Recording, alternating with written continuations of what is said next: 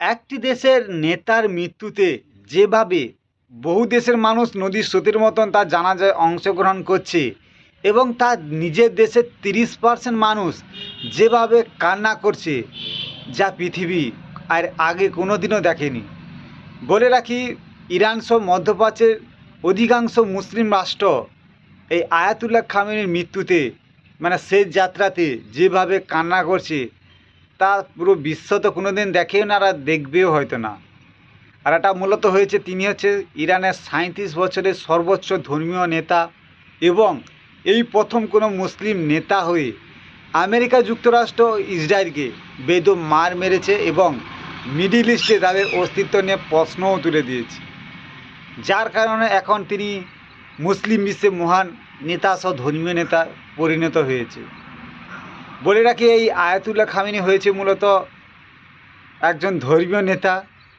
কেবল তিনি ধর্মীয় নেতা নয়, তিনি হচ্ছেন মানুষের দিক থেকেও অনেক বড় মাপের মানুষ।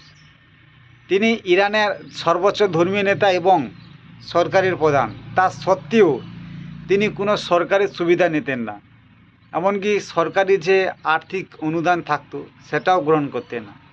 এমনকি তিনি ইরানের গরিব মানুষের কথা ভেবে তিনি তার জামাগুলো যে ছিল জামা, সেগুলো খুবই নিম্নমানের পরতেন।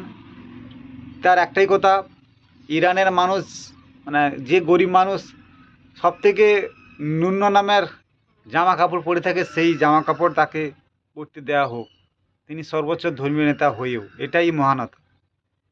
তিনি চাইতেন তার দেশের মানুষ সবসময় উন্নত জীবন লাভ করুক, কিন্তু এই আমেরিকা যুক্তরাষ্ট্র ইসরায়েলের স্যাংশন বলুন, আক্রমণাত্মক ভাব বলুন, যেভাবে চলছে তার কারণে সেটা হয়নি। তিনি 37 বছর শাসন থাকা পরেও সেটা করতে পারেনি। কিন্তু এখন তার মারা যাওয়ার পর তার পুত্র মুজতবা আলী খামেনি তার স্বপ্নটাকে পূরণ করতে চলেছে।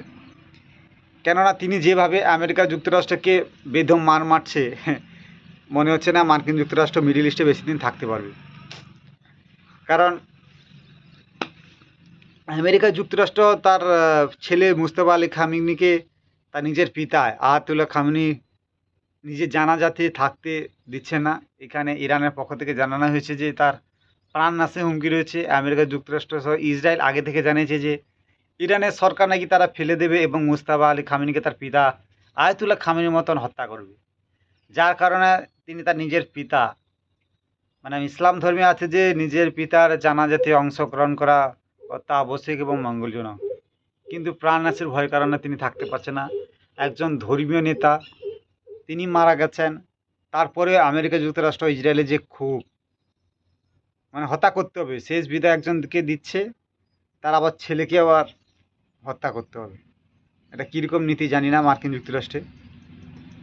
তো দুঃখের বিষয়, এই জানাজাতে প্রায় 100টি দেশের প্রতিনিধি অংশগ্রহণ করেছে খুব ভালোভাবে।